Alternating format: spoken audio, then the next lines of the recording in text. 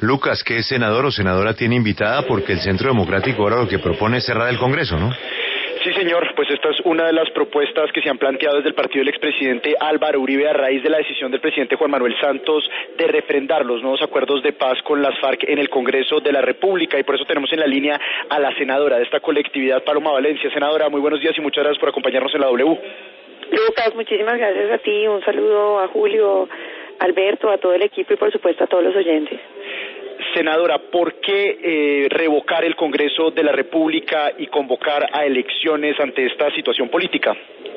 Bueno, yo creo que es bastante claro para los colombianos que un Congreso que fue elegido hace más de 2 años y medio y que fue derrotado mayoritariamente en el plebiscito con la votación mayoritaria del no, pues no puede ahora pretender suplantar la voluntad del pueblo colombiano, porque es evidente que cuando las fuerzas del no, que son las mayoritarias en el país, quedamos subrepresentados en el Congreso siendo menos del 20%, pues lo que estamos hablando es que el gobierno pretende utilizar un mecanismo que no es democrático porque no está representando a los colombianos. Entonces, si lo quieren hacer vía el Congreso, nos parece muy bien, a título individual, porque no es una propuesta del partido, lo he sugerido, pero deberían llamar a elecciones ahorita en enero para que haya un nuevo Congreso que represente a los colombianos y que decida la refrendación y la implementación de estos acuerdos.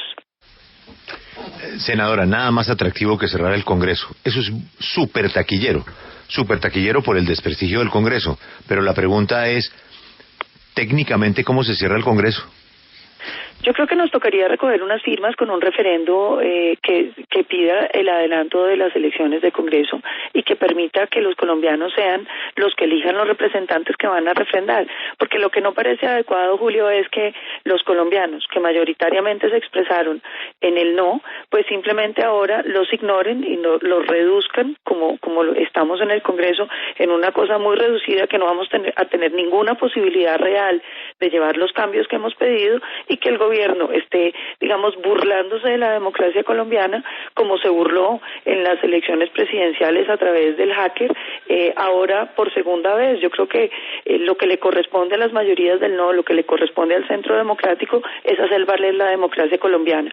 El Congreso es una institución muy importante porque compone a todas las fuerzas vivas de la nación.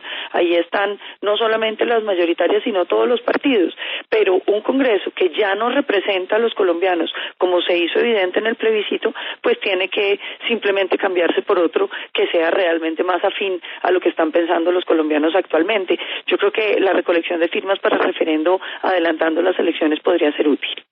Pero, senadora, las dos vías que existirían para revocar el Congreso, tanto un referendo como usted lo menciona, como un acto legislativo, los dos requerirían pues que haga su tránsito por el mismo Congreso de la República. ¿Usted cree que un Congreso que no ha sido capaz de bajarse el salario a través de un proyecto de ley se disuelva, tome la decisión de disolverse y de revocarse? Yo creo que es muy difícil que, digamos, en un acto legislativo, pues evidentemente creo que ni siquiera nos darían oportunidad de discutirlo, pero en un tema de firmas y de los ciudadanos presionando una revocatoria o un adelanto más bien de las elecciones, yo creo que es muy difícil para quien está en la política desconocer la voluntad popular, porque es que lo que no puede pasar en Colombia es que a través de este tipo de tretas, de estos conejos, pues terminemos desconociendo la democracia, porque esto, más que tener que ver con las fuerzas mayoritarias del no, tiene que ver con qué tipo de país somos. Si aquí se hizo un referendo que se expresó mayoritariamente al pueblo colombiano a pesar de todas las adversidades que tuvimos en la campaña del no, no solo de recursos, sino de la directiva que permitió la participación política de funcionarios públicos, las presiones sobre alcaldes y gobernadores. Por cada 11 propagandas del no había 44 del sí. Nosotros usamos 2.000 millones de pesos, ellos usaron 12.900. Entonces, esa victoria fue una victoria, como David y Goliat, una victoria del enano contra el gigante, y sin embargo se ganó, y que ahora el gobierno pretenda una maniobra para desconocer la democracia es una cosa que le debería preocupar a todos los colombianos, porque entonces, ¿en qué va a quedar la democracia colombiana si cada vez que uno haga una elección y la pierda, simplemente puede desconocer el resultado? Yo creo que este es un tema muy de fondo que se refiere al tipo de país que vamos a tener, y por eso hay que hacerle ver a los colombianos que esto no es solamente del no, esto depende el tipo de democracia, porque imagínense entonces en el futuro la gente desconociendo las elecciones y utilizando otros caminos para poder desconocer las decisiones que toman los colombianos. Yo creo que esto es un tema, digamos, filosóficamente importante y que no puede simplemente el gobierno atropellar a la mayoría de los colombianos.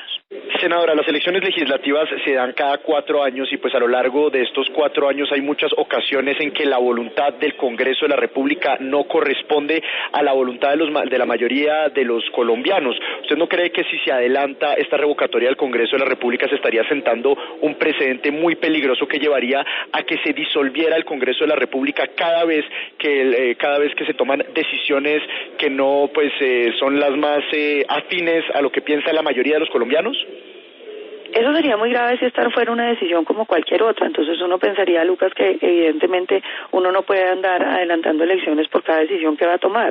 Pero como aquí estamos modificando la Constitución en pilares estructurales, como estamos hablando de alterar las reglas de la democracia que han venido gobernando a Colombia, como estamos hablando de que los genocidas no van a tener que pagar ni un solo día de cárcel, que se van a poder quitar el uniforme lleno de sangre y entrar a la política sin siquiera requerir votos. Digamos, no estamos hablando de decisiones cualquiera, estamos hablando de decisiones que van a alterar los pilares fundamentales de nuestra Constitución, de nuestro sistema político, de nuestra democracia, de nuestra economía, y lo lógico es que para esas decisiones los colombianos participen. No solo lo lógico, es necesario.